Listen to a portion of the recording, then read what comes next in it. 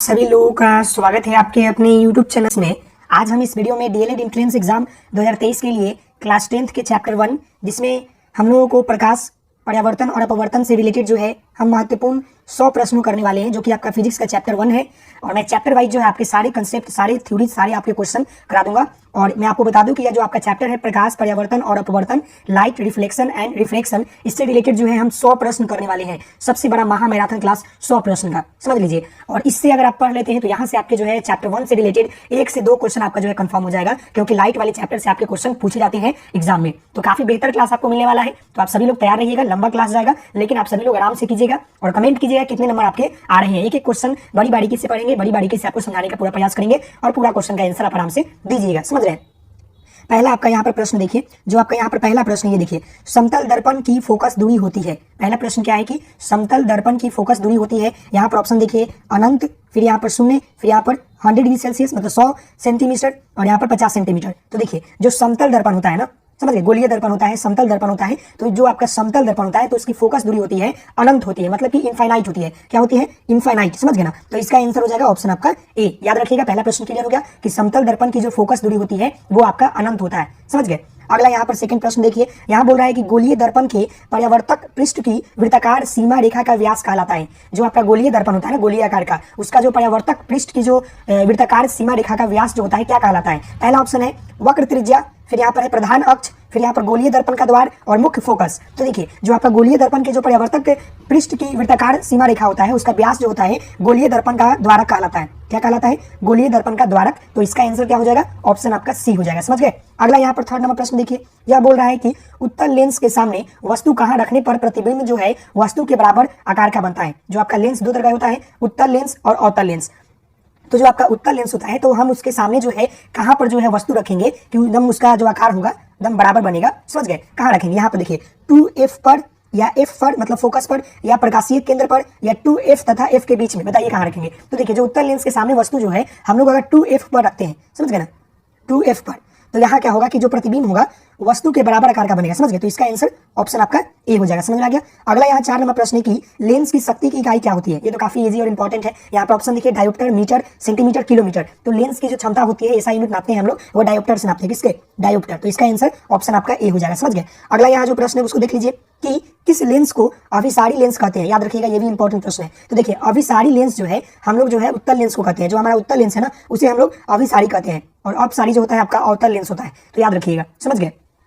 अगले प्रश्न की ओर बढ़ते हैं। तो यहाँ देखिए 6 नंबर क्वेश्चन क्या बोल रहा है आपका कि उत्तल लेंस का उपयोग होता है, बताइए कहाँ होता है। जो हमारा उत्तल लेंस है ना, इसका हम लोग उपयोग कहाँ करते हैं? ऑप्शन है वाहन के साइड मिरर के रूप में, चेहरा देखने के लिए, फोकस ज्ञात करने के लिए, दाढ़ी बनाने के लिए। तो देखिए जो उत्तल लेंस जो होता है वो हम लोग प्रयोग करते हैं वाहन के साइड मिरर के रूप में। जो गाड़ी के पीछे इस तरह का साइड मिरर लगा होता है ना, इसमें हम लोग प्रयोग करते थे। छोटा छोटा, बहुत दूर तक छोटा छोटा चीजें जो है दिखाई दे देता है। इसका आंसर क्या हो जाएगा? ऑप्शन आपका ए हो जाएगा, समझ गए। और दाढ़ी बनाने में जो है हम लोग जो है अवतल लेंस का प्रयोग करते हैं।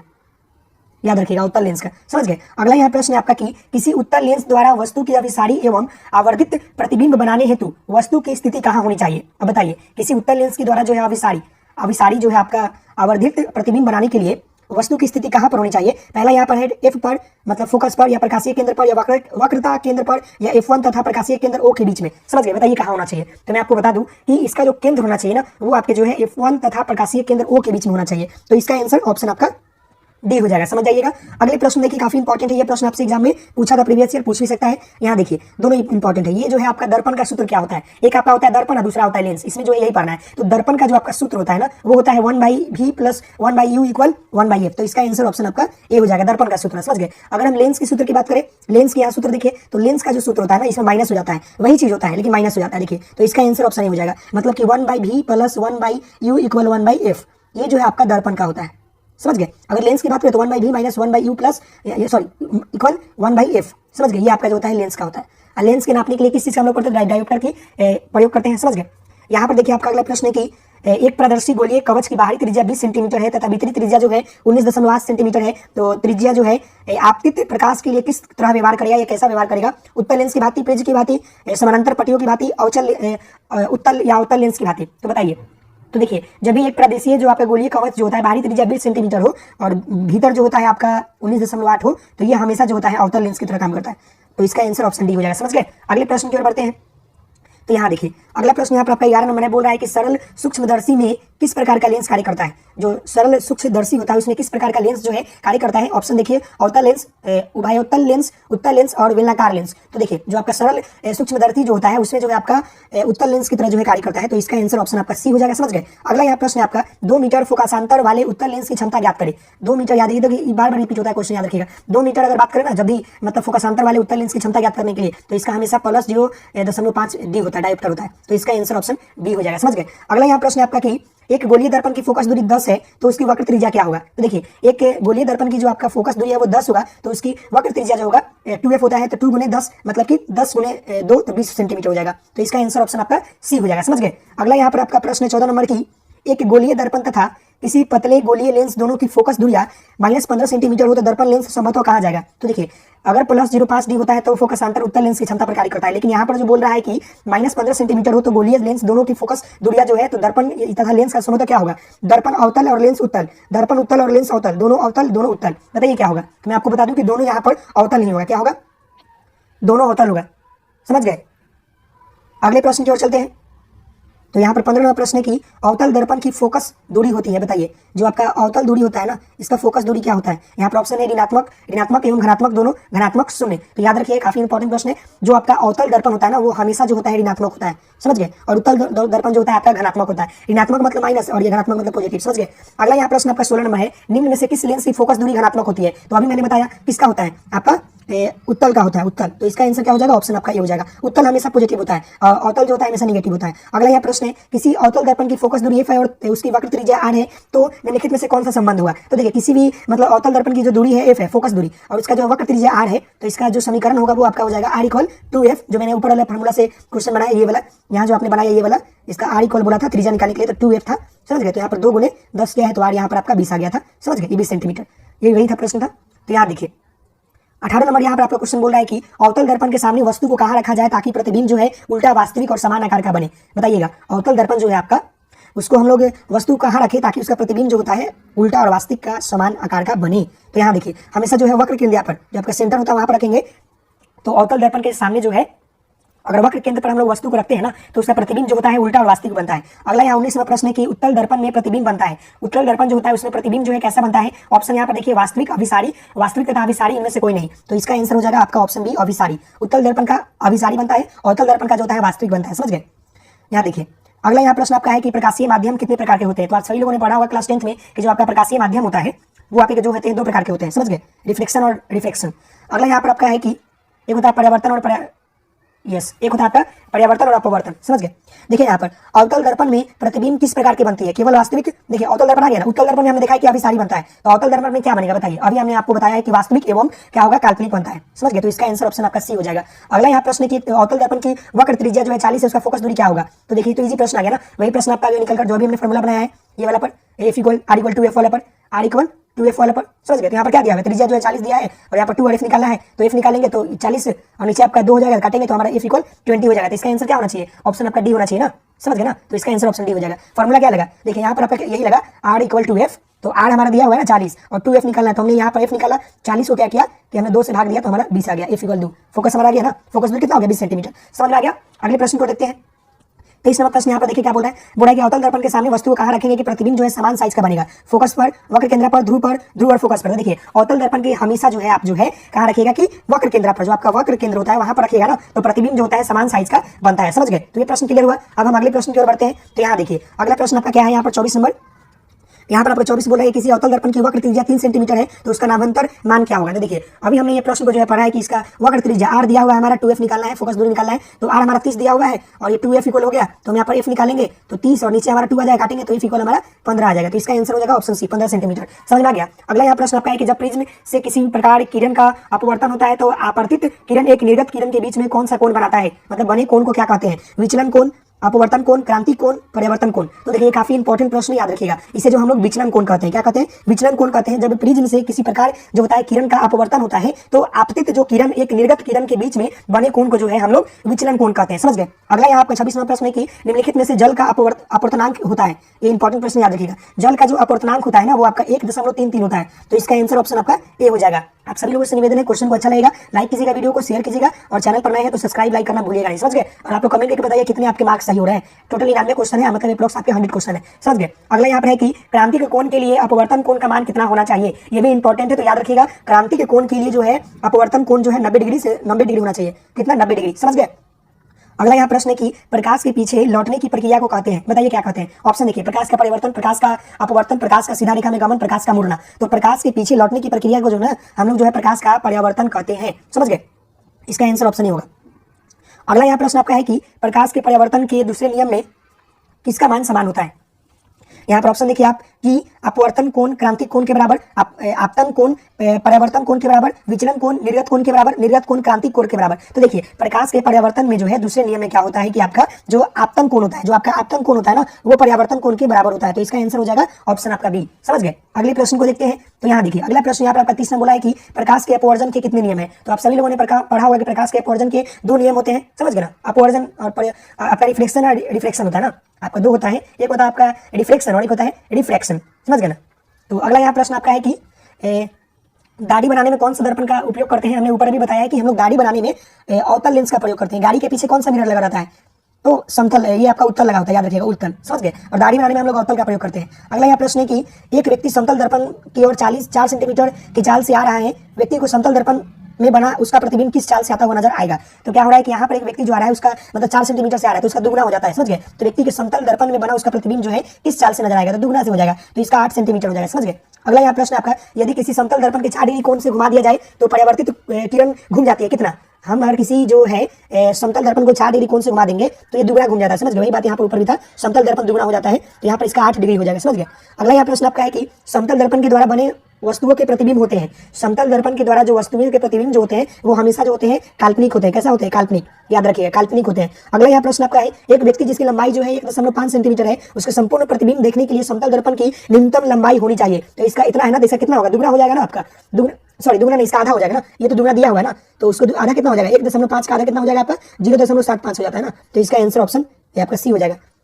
एक व्यक्ति की जिसकी लंबाई 1.5 मीटर है, तो उसका अपना संपूर्ण प्रतिबिंब देखने के लिए समतल दर्पण की न्यूनतम लंबाई कितनी होती है। समतल दर्पण जो होता है ना हमेशा दुगना हो जाता है। जो जहां भी कोण बनाएगा वहां दुगना बना देगा, जहां भी आपका दर्पण की कोई और चाल रहेगा वो भी दुगना हो जाएगा, या चाहे उसका कोई भी लंबाई होगा तो उसका आधा हो जाएगा। समझ गए? ये काफी इंपॉर्टेंट प्रश्न था, याद रखिएगा। अगला यहाँ पर देखिए, ये भी इंपॉर्टेंट है, बोल रहा है कि किसी उत्तल लेंस की फोकस दूरी हमेशा होती है। तो अभी हमने ऊपर दिखाया कि उत्तल लेंस की फोकस दूरी होती है वो हमेशा क्या होता है आपका, मतलब निगेटिव पॉजिटिव दोनों हो जाता है उत्तल लेंस का। तो इसका आंसर ऑप्शन आपका डी हो जाएगा।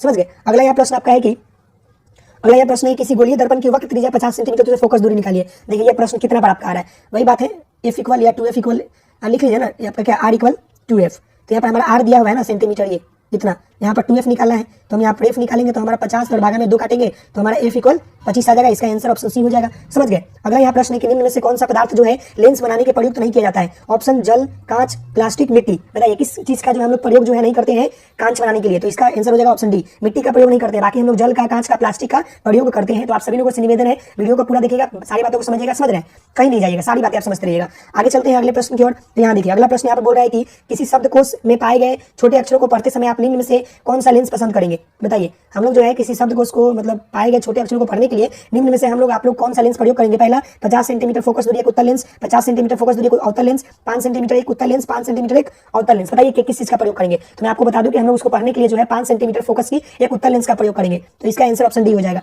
अगला यहाँ पर आपका है कि आत्मदीप्त वस्तु क्या होता है। स्वयं प्रकाश उत्सर्जित करता है, स्वयं प्रकाश उत्सर्जित नहीं करता है, दूसरी वस्तुओं से प्रकाश अपवर्तित करता है, कभी प्रकाश उत्सर्जित करता है और कभी नहीं। तो देखिए आत्मदीप्त जो होता है ना, यह क्या करता है कि अपना प्रकाश जो है खुद करता है। समझ गए? सेल्फ लाइट करता है ये। अगला यहाँ पर आपका है कि किसी बिंदु वस्तु से निकलकर किरणें किसी लेंस के अपवर्तित होकर जिस बिंदु पर मिलती है उसे कहते हैं। किसी बिंदु वस्तु से निकलकर किरणें किसी लेंस से अपवर्तित होकर जिस बिंदु पर मिलती है उसे क्या कहते हैं। वक्र केंद्र, प्रतिबिंब बिंदु, फोकस और प्रकाश केंद्र। बताइए क्या कहते हैं। देखिए जब किसी बिंदु से निकलकर कोई किरण जो है लेंस से अपवर्तित होकर जिस बिंदु पर मिलती है उसे हम लोग जो है फोकस करते हैं। क्या कहते हैं? फोकस। अगला यहाँ पर है उत्तल दर्पण से द्वारा प्रतिबिंब कैसा बनता है। देखिए उत्तल दर्पण का जो प्रतिबिंब होता है वो सीधा एवं छोटा बनता है। कैसा बनता है? सीधा एवं छोटा, याद रखिएगा।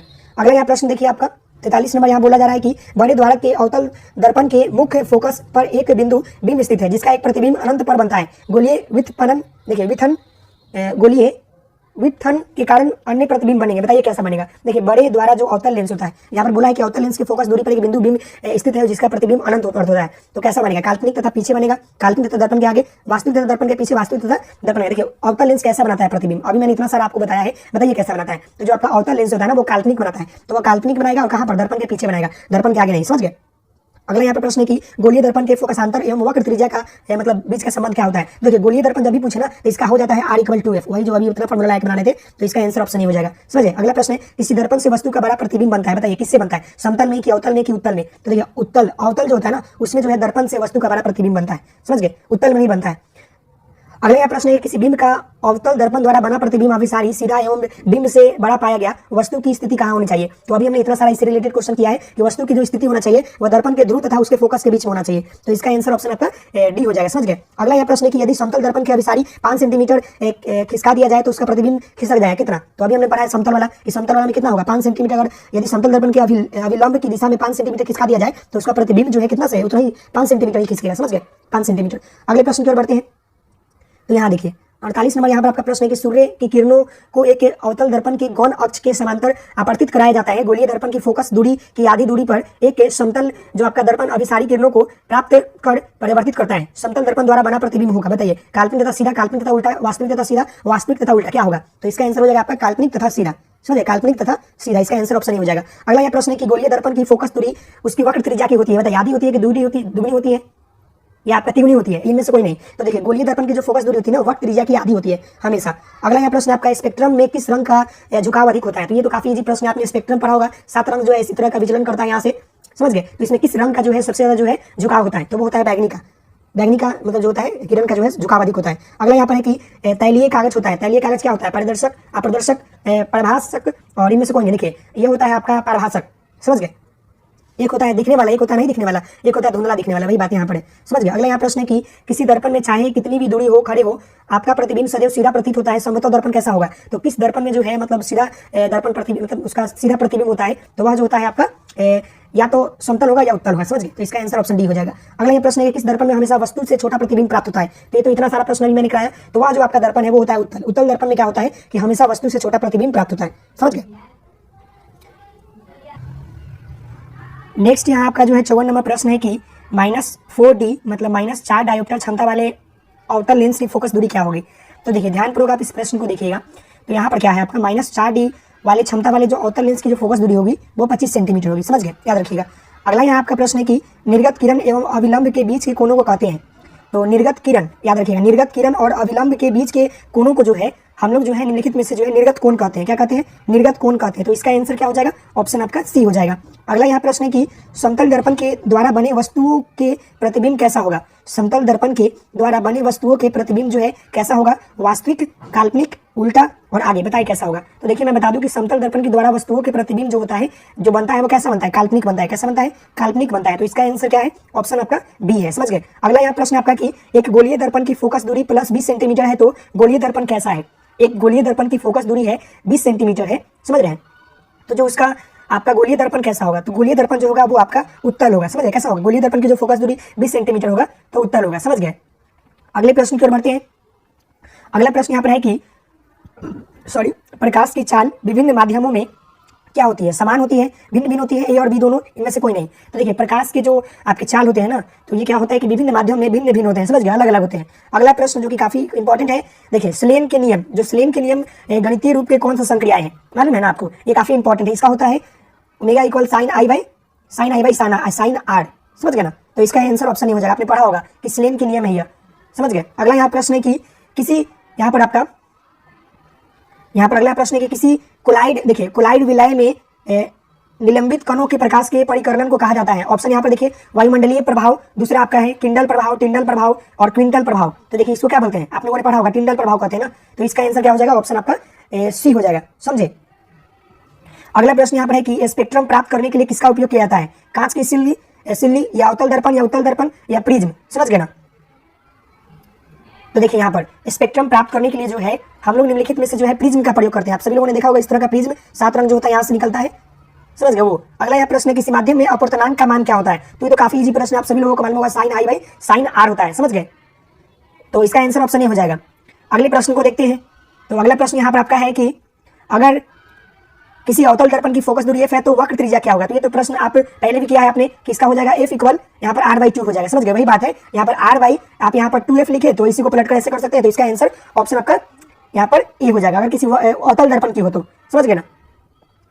अगला यहाँ प्रश्न आपका है कि अवतल लेंस का आवर्धन ए में बराबर होता है। तो ए में बराबर जो आपका अवतल लेंस का जो आवर्धन होता है, ए में बराबर जो होता है आपका निम्नलिखित में से मैं आपको बता दूं कि v/u होता है। तो इसका आंसर क्या हो जाएगा? ऑप्शन आपका डी हो जाएगा। अगला यह प्रश्न है कि अवतल दर्पण से परावर्तन के बाद किरण किस बिंदु से होकर गुजरती है? ये देखिए, अवतल दर्पण जो है किस बिंदु से गुजरेगी? सी से, कि एफ से, कि पी से, कि सी और एफ आपका एफ से। तो इसका हो जाएगा एफ से गुजरेगी, जो आपका ये फोकस है ना, इससे आपका गुजरेगी। तो इसका आंसर ऑप्शन बी हो जाएगा। अगला यह प्रश्न है कि जब प्रकाश की किरण जो है हवा से कांच में प्रवेश करती है तो मुड़ जाती है, कैसे मुड़ती है? अविलंब से दूर, या अविलंब के निकट, या अविलंब के समानांतर, या इनमें से कोई नहीं? समझ गए, बताइए क्या होगा, क्या होगा? तो इसका आंसर जो हो जाएगा ऑप्शन आपका बी हो जाएगा, अविलंब के निकट से मुड़ जाती है, समझ गए। अगले प्रश्न की ओर देखते हैं। तो अगला प्रश्न है आपका, प्रकाश का वर्ण विक्षेपण किस उपकरण से संभव है? दर्पण, लेंस, प्रिज्म, कांच का सिल्ली। तो प्रकाश का जो वर्ण विक्षेपण होता है वो आपका जो है प्रिज्म से संभव है। वही प्रश्न है, इधर से उधर घुमा कर पूछा हुआ है, समझ गए। अगला यह प्रश्न है कि दृश्य प्रकाश में किस वर्ण के तैरेध रंग अधिक होता है? दृश्य प्रकाश में जो है निम्नलिखित में से किस आपका वर्ग का जो है तैरेध रंग अधिक होता है? तो देखिए, तैर कर हम लोग पकड़ लेते हैं किस रंग को? लाल रंग को। ये तरीका है याद करने का कि तैरेध रंग जो होता है लाल रंग का ज्यादा होता है, बैगनी का कम होता है। अगला यहाँ पर आपका कि साइड मिरर के प्रयुक्त में हम लोग कौन सा दर्पण का प्रयोग करते हैं? तो साइड मिरर में हम लोग जो है उत्तल दर्पण का प्रयोग करते हैं। तो इसका आंसर ऑप्शन बी हो जाएगा, समझ गए। अगला यहाँ पर प्रश्न 70 नंबर की, इंद्रधनुष का बनना किस परिघटना पर आधारित है? इंद्रधनुष जो बनता है वो किस पर बनता है? पर इंपॉर्टेंट है, काफी इंपॉर्टेंट प्रश्न। प्रकाश का परावर्तन, प्रकाश का अपवर्तन, प्रकाश का वर्ण विक्षेपण, इनमें से कोई नहीं, इनमें से कोई नहीं। तो बताइए क्या होगा? इंद्रधनुष का जो बनना होता है वह जो होता है प्रकाश का वर्ण विक्षेपण के कारण होता है, समझ गए। तो इसका आंसर ऑप्शन सी हो जाएगा, इसका आंसर ऑप्शन सी हो जाएगा। अगला यहाँ प्रश्न है कि किसी उत्तल लेंस का फोकसांतर 50 सेंटीमीटर है तो उसकी क्षमता क्या हो जाएगी? तो उसकी क्षमता जो है ना, उसकी 2 डायोप्टर होगी। अगर किसी उत्तल लेंस, यहाँ उत्तल लेंस की बात करते हैं, यहाँ पर 2 डायोप्टर हो जाएगी। अगला यहाँ प्रश्न है कि किसी दर्पण से वस्तु को कहीं भी रखने पर वस्तु के बराबर आकार का सीधा प्रतिबिंब बनता है तो दर्पण कैसा होगा? देखिए, किसी दर्पण को वस्तु के कहीं भी वस्तु पर रखने पर, दर्पण के वस्तु को कहीं भी रखने से वस्तु के बराबर आकार का सीधा प्रतिबिंब बनता है तो दर्पण कैसा होगा? उत्तल होगा, अवतल होगा, समतल होगा, या दोनों होगा? बताइए क्या होगा? तो इसका आंसर जो होगा वो ऑप्शन आपका सी हो जाएगा, समतल होगा, समझ गए ना। अगले प्रश्न की ओर बढ़ते हैं। अगला प्रश्न यहाँ पर है कि बोल रहा है कि निम्न में से कौन सा पदार्थ लेंस के लिए प्रयुक्त नहीं किया जाता है? जल, कांच, पीतल, इनमें से कोई नहीं। तो अभी हमने पढ़ा है, बताइए क्या होगा कि कांच बनाने के लिए हम लोग किस चीज का प्रयोग नहीं करते हैं? तो पीतल का प्रयोग नहीं करते हैं, बाकी हम लोग सबका प्रयोग करते हैं, समझ गए। अगले प्रश्न की ओर चलते हैं। तो अगला प्रश्न यहाँ पर है कि अगला प्रश्न निम्नलिखित में से कौन सा संख्या जो है प्रकाश के अपवर्तन के नियम के लिए सही है? 2, 1, 3, 4। बताइए। तो आप सभी लोगों को मालूम है 2 होता है ना प्रकाश के जो नियम होते हैं। अगला यहाँ प्रश्न है कि लेंस में मुख्य फोकस की संख्या कितनी होती है? तो लेंस में जो आपका मुख्य फोकस की संख्या है वो आपका 2 होता है। कितना होता है? 2 जो होता है आपका मुख्य फोकस की संख्या होता है, समझ गए। अगला प्रश्न को देखते हैं। तो यहाँ देखिए, आपका अगला प्रश्न यहाँ पर बोल रहा है कि 76, यहाँ पर बोल रहा है कि 1 सेंटीमीटर फोकसांतर दूरी वाले एक अवतल दर्पण के सामने 2f सेंटीमीटर दूरी पर एक प्रतिबिंब रखने पर दर्पण द्वारा इसका प्रतिबिंब बनेगा। बताइए कैसा बनेगा? अगर f सेंटीमीटर फोकस दूरी वाले एक अवतल दर्पण के सामने 2f सेंटीमीटर की दूरी पर एक बिंब रख देते हैं तो दर्पण का इसका प्रतिबिंब कैसा बनेगा? यहाँ पर ऑप्शन देखिए, अवतल दर्पण के फोकस पर, अवतल दर्पण के वक्र त्रिज्या केंद्र पर, अवतल दर्पण के पीछे, अवतल दर्पण के मुख्य फोकस या वक्र केंद्र पर। तो इसका आंसर हो जाएगा ऑप्शन आपका बी, अवतल दर्पण के वक्र केंद्र पर, समझ गए। अगला यहाँ प्रश्न की निर्देशांक चिन्ह परिपाटी के अनुसार अवतल दर्पण, अब यहाँ देखिएगा, अवतल दर्पण, उत्तल दर्पण और फोकसांतर दूरियां क्रमश होती है, क्या होती है? धनात्मक होती है कि ऋणात्मक होती है? बताइए क्या होगा? तो देखिए, आपका जो अवतल दर्पण होता है ना वो आपका ऋणात्मक होता है और उत्तल दर्पण जो होता है आपका धनात्मक होता है, मतलब अवतल आपका नेगेटिव, उत्तल आपका पॉजिटिव, समझ गए। अगला यहाँ प्रश्न है कि जब किसी बीम को अवतल दर्पण के वक्र केंद्र पर तथा मुख्य फोकस के बीच रखा जाता है तो दर्पण द्वारा प्रतिबिंब कैसा बनता है? जब हम किसी जो है बीम को जो है अवतल दर्पण और वक्र केंद्र के बीच में रखेंगे, वक्र केंद्र के फोकस के बीच में रखेंगे तो दर्पण का कैसा प्रतिबिंब बनेगा? तो उसका प्रतिबिंब जो होता है हमेशा आपका वास्तविक उल्टा तथा वस्तु से बड़ा बनेगा। कैसा बनेगा? वास्तविक उल्टा तथा वस्तु से बड़ा बनेगा। अगला यहाँ प्रश्न है, एक छोटे द्वारक वाले अवतल दर्पण की फोकस 10 सेंटीमीटर है, इस दर्पण की वक्र त्रिज्या होगी, क्या होगी? तो 10 सेंटीमीटर है तो उसका क्या हो जाएगा? उसका दुगना हो जाएगा, 20 सेंटीमीटर होगा, समझ गए। इसका आंसर ऑप्शन बी। अगले प्रश्न को देखते हैं। तो अगला प्रश्न है कि मोटरसाइकिल के चालक के सामने लगे दर्पण होते हैं, क्या होते हैं? तो मोटरसाइकिल वाले में जो दर्पण जो लगा रहता है वो आपका उत्तल दर्पण होता है, याद रखिएगा, गाड़ी के साइड मिरर में। अगला यहाँ प्रश्न है कि उत्तल दर्पण द्वारा बना बीम का प्रतिबिंब होता है, उत्तल दर्पण द्वारा जो है कैसा प्रतिबिंब बनता है? बताइए। वास्तविक तथा बीम की अपेक्षा सीधा, वास्तविक तथा बीम की अपेक्षा उल्टा, वास्तविक, काल्पनिक तथा बीम की अपेक्षा। तो देखिए, जो आपका उत्तल दर्पण होता है उसका चित्र जो बनता है काल्पनिक बनता है, काल्पनिक तथा बीम की अपेक्षा सीधा, समझ गए। तो इसका आंसर ऑप्शन सी होगा। नेक्स्ट यहाँ पर आपका प्रश्न है कि जब किसी समतल दर्पण पर अभिसारी प्रकाश किरण पुंज अपवर्तित होता है तो परावर्तन के बाद दर्पण द्वारा बना प्रतिबिंब कैसा होता है। तो देखिए, जब किसी समतल दर्पण जो होता है उस पर अभिसारी प्रकाश किरण पुंज जो होता है अपवर्तित होता है तो परावर्तन के बाद जो है दर्पण द्वारा जो प्रतिबिंब होता है ना, वो हमेशा आपका जो है, मैं आपको बता दूं कि आपका काल्पनिक तथा दर्पण के आगे बनता है। कैसा बनता है? काल्पनिक तथा दर्पण के आगे। तो इसका आंसर ऑप्शन बी हो जाएगा। समझ गए। अगला यह प्रश्न है कि एक उत्तल लेंस होता है, एक आपका उत्तल लेंस है, वो कैसा होता है? सभी जगह समान मोटाई का, बीच की अपेक्षा किनारा का मोटा, किनारों की अपेक्षा बीच में मोटा, उल्टा तथा काल्पनिक। तो इसका आंसर हो जाएगा ऑप्शन आपका सी, किनारों की अपेक्षा बीच में मोटा। समझ गए ना। अगले प्रश्न की ओर बढ़ते हैं। तो अगला प्रश्न यहाँ पर आपका देख लीजिए, यहाँ पर है कि निम्न में से किस वस्तु का वास्तविक प्रतिबिंब कौन बना सकता है? कांच की पटिया, उत्तल लेंस, अवतल लेंस, इनमें से कोई नहीं। तो बताइए वास्तविक जो आपका प्रतिबिंब होता है कौन बनाता है? तो अभी हमने इतना देर से पढ़ा रहा हूँ ना कि उत्तल लेंस बनाता है, तो इसका आंसर क्या हो जाएगा? ऑप्शन आपका बी हो जाएगा। समझ गए। अगला यहाँ प्रश्न है कि किसी बिंब का वास्तविक तथा समान, यहाँ पर पता नहीं क्या लिखा भाई, ये मिट गया लगता है। प्रतिबिंब प्राप्त करने के लिए बिंब को उत्तल लेंस के सामने कहाँ रखेंगे? किसी बिंब का वास्तविक तथा समान, यहाँ पर उल्टा है क्या? उल्टा का प्रतिबिंब प्राप्त करने के लिए सीधा, तो बिंब में उत्तल लेंस का सामने कहाँ रखेंगे? लेंस के मुख्य फोकस पर, फोकस दूरी की दुगनी दूरी पर, अंतनंत पर, लेंस की प्रकाशित केंद्र तथा मुख्य फोकस के बीच में। तो देखिए हमेशा इसका कहाँ रखेंगे? तो यहाँ रखेंगे कि हम लोग फोकस दूरी के दुगनी दूरी पर। समझ गए। तो इसका आंसर ऑप्शन बी हो जाएगा। अगला यह प्रश्न है कि टिंडल प्रभाव प्रकाश की कौन सी परिघटना को प्रदर्शित करता है? तो टिंडल प्रभाव जो होता है प्रकाश के परिकिरण को प्रदर्शित करता है, तो इसका आंसर ऑप्शन आपका डी हो जाएगा। अगला यह प्रश्न है कि वायु में प्रकाश की चाल निर्वात की अपेक्षा होती है। वायु में प्रकाश की चाल निर्वात की अपेक्षा क्या होती है? बताइए, कम होता है कि ज्यादा होता है कि समान होता है? तो वायु में प्रकाश की चाल जो होता है निर्वात की अपेक्षा जो है कम होता है, तो इसका आंसर ऑप्शन ए हो जाएगा। अगला यह प्रश्न है कि निम्न में से किस लेंस की फोकस दूरी धनात्मक होती है? तो हमने पढ़ा कि उत्तल लेंस का जो आपका फोकस दूरी होता है धनात्मक होता है, ऋणात्मक की बात करें तो वो आपका अवतल लेंस हो जाएगा। समझ गए। अगला यहाँ पर है कि नई क्रांतिक चिन्ह परिपाटी के अनुसार दर्पण के सामने रखे गए बिंब दूरी ली जाती है, धनात्मक, ऋणात्मक, कभी ऋणात्मक कभी ऋणात्मक, इनमें से कोई नहीं। तो इसका जो आंसर हो जाएगा वो ऑप्शन आपका बी हो जाएगा, ऋणात्मक लिया जाता है। समझ गए। अगला यहाँ प्रश्न है कि निम्न में से किस माध्यम से प्रकाश की चाल अधिकतम होता है? निर्वात में, जल में, शीशा में, हीरा में। तो जो आपका प्रकाश की चाल जो होता है ज्यादा जो होता है, अधिकतम जो होता है आपका निर्वात में होता है। समझ गए। अगला यहाँ प्रश्न है कि प्रकाश की चाल न्यूनतम कहाँ होता है? तो प्रकाश की चाल जो है आपका न्यूनतम जो होता है कांच में होता है, याद रखिएगा। सबसे ज्यादा निर्वात में और सबसे कम कांच में। समझ गए। अगले प्रश्न की ओर बढ़ते हैं। तो यहाँ पर देखिए, अगला यहाँ पर प्रश्न है कि निम्न में से किस दर्पण की फोकस दूरी जो है धनात्मक होती है? ये तो अभी कितना बार प्रश्न आ गया। फोकस दूरी जो है धनात्मक की बात करें तो उत्तल, तो इसका आंसर ऑप्शन आपका बी हो जाएगा। अगला यहाँ प्रश्न है यदि समबाहु त्रिभुज के प्रिज्म का जो है कोण विचलन 40 डिग्री 30 डिग्री आयतन कोण हो, समझ गए, तो फिर क्या होगा? तो इसका हो जाएगा 50 डिग्री। अगला यहाँ प्रश्न है कि उत्तल लेंस की क्षमता 1 डायोप्टर हो तो उसके लेंस की फोकस दूरी क्या होगी? तो जिसका भी 1 डायोप्टर होता है ना, तो उसका लेंस की दूरी जो होता है 100 डिग्री सेल्सियस होता है, 100 सेंटीमीटर होता है। समझ गए। अगला यह प्रश्न है उत्तल लेंस द्वारा आवर्धित काल्पनिक प्रतिबिंब तब बनता है जब वो वस्तु रहती है अनंत पर, फोकस के लेंस के बीच में दूरी, फोकस पर या फोकस लेंस की दूरी के बीच में दुगनी। बताइए। तो इसका आंसर हो जाएगा ऑप्शन बी, फोकस और लेंस के बीच में दूरी। समझ गए। तब रहता है। अगले प्रश्न को देखते हैं जो कि लास्ट प्रश्न हमारा है। पानी में डूबे हुए उत्तल लेंस को फोकस दूरी हवा में कितनी फोकस दूरी पर अपेक्षा है अधिक होती है? पानी में डूबी एक उत्तल लेंस की फोकस दूरी हवा में इसकी फोकस दूरी की अपेक्षा क्या होगा? अधिक होगी, कम होगी, अपवर्तित रहेगी? बताइए। तो जब एक पानी में डूबे हुए जो उत्तल लेंस की फोकस दूरी जो होगी हवा में, इसका फोकस दूरी जो होगा आपका अपवर्तित रहेगा, कोई चेंज नहीं होगा। अगला प्रश्न यहाँ पर तालाब का जल कम गहरा दिखाई देने का कारण क्या है? परिवर्तन, आपका विवर्तन, फिर आपका अपवर्तन और यहाँ पर ध्रुवण। बताइए क्या है?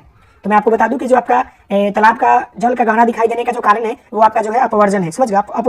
अपवर्तन, इसका आंसर ऑप्शन आपका सी हो जाएगा। अगला यह प्रश्न है कि फोटोग्राफी कैमरा का अभिदृश्यक होता है। बताइए।